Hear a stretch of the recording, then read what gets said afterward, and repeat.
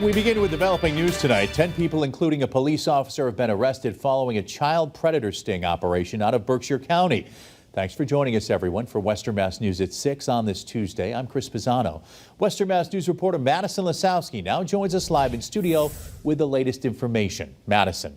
Chris, Auburn police officer Dominic Bichetto of Brookfield was placed on leave yesterday after state police arrested him in connection to this horrifying operation.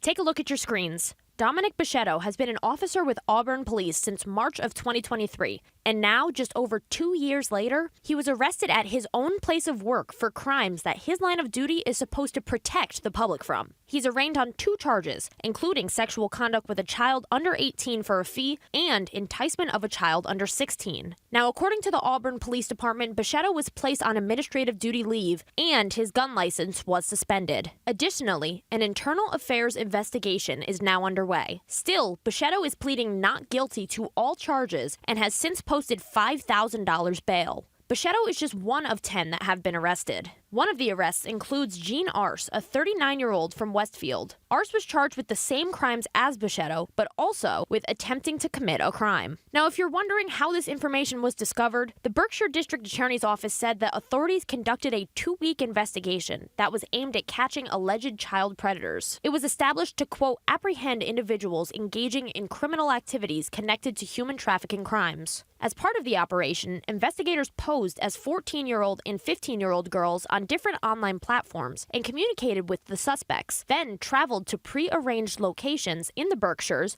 where the suspects intended to pay money in exchange for sex with individuals under the age of 16. In response to the findings in this ongoing investigation, Berkshire District Attorney Timothy Shruge says, quote, sex trafficking is far more prevalent than most people realize. Through the governor's support, we are able to devote resources to disrupt and apprehend criminals looking to exploit victims of human trafficking.